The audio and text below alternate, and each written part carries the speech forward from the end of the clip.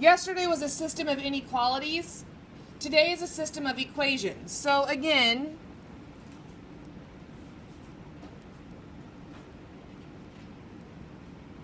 a system of equations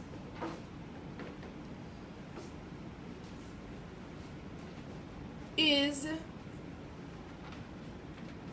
a set of two. We're only going to do two or more. Sometimes it goes up to three. A set of two or more linear line equations on the same graph or in the same problem. Today we're graphing, so we're going to have two lines on the same graph.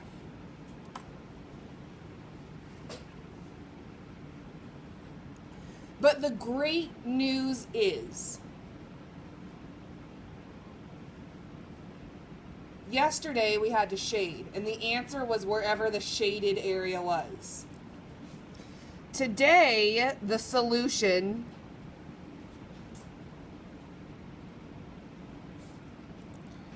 to the system is the ordered pair where the lines intersect. There is only one answer today. Yesterday with inequalities, there were infinite answers anywhere in that whole shaded area. Today, it is only where they cross, and they're going to cross. So if they don't cross, you should probably try again, right?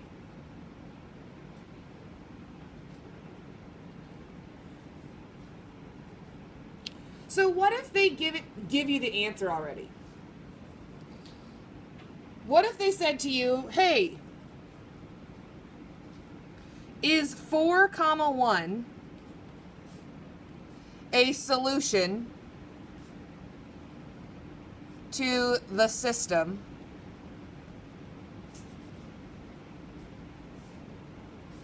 x plus 2y equals 6 and x minus y equals 3. Is 4, 1? There's only one answer. Is this the answer? Did I get lucky and just randomly pick two numbers that happen to work? Is that a solution? So this is if you ever take a multiple choice test and they give you possible answers, right? A multiple choice test, they're going to say, find the solution, and they're going to give you 4 sets of answers. So when you have a question like this, when they give you the answer and they give you the problem, what do you think you should do? Plug it in. Instead of x, we're going to put 4.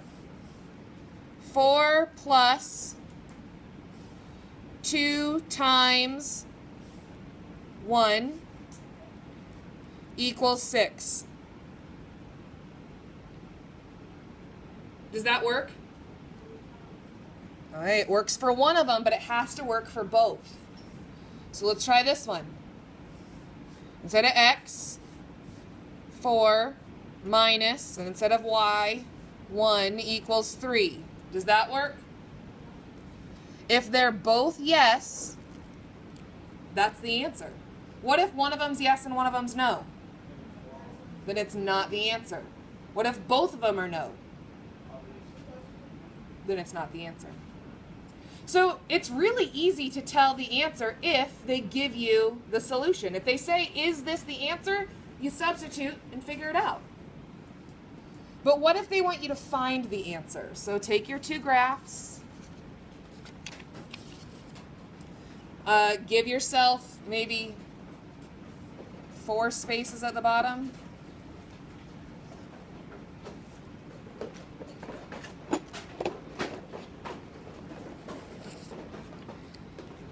If you have the red glue stick, they're starting to come out of hibernation. They work.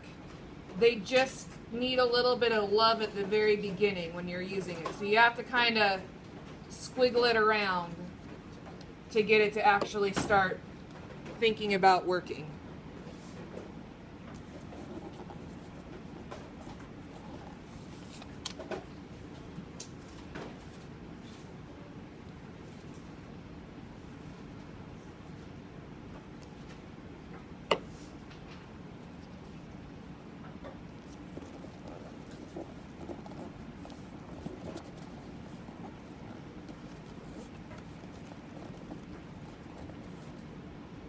And always remember, when you're done with your glue stick, twist the glue stick down so that you're not squishing glue inside the cap, and please put the cap back on the glue stick.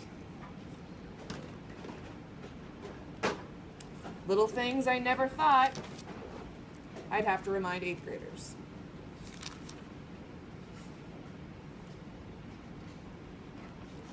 But, you know.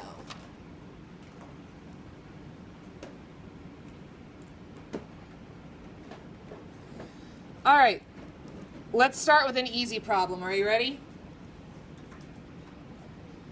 Y equals, we love to see that equal sign because I don't have to worry about shading or dotted lines or solid lines, whatever. Y equals negative 2x minus 2. And y equals negative 1/3 x plus 3. How does that look? Where does it start? The first one starts at negative 2.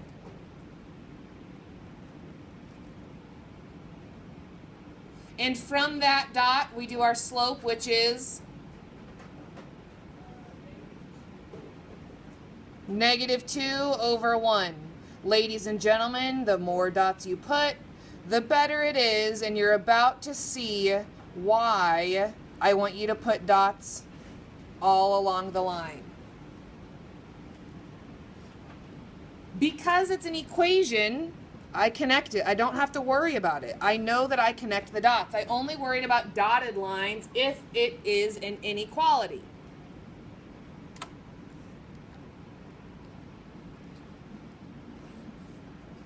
We've been doing this for a while, correct?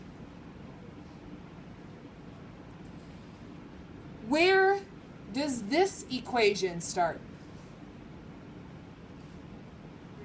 Positive 3.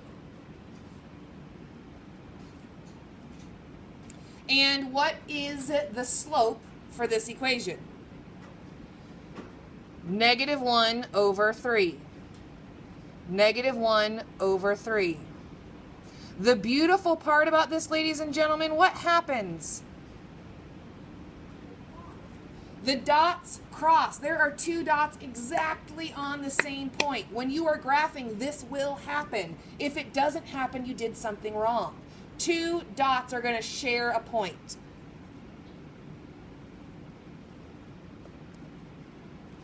And those two dots on that one point right here where they intersect, that shared ordered pair, is your answer. What's the answer? Negative 3, 4. You're done. Bam. It's that easy.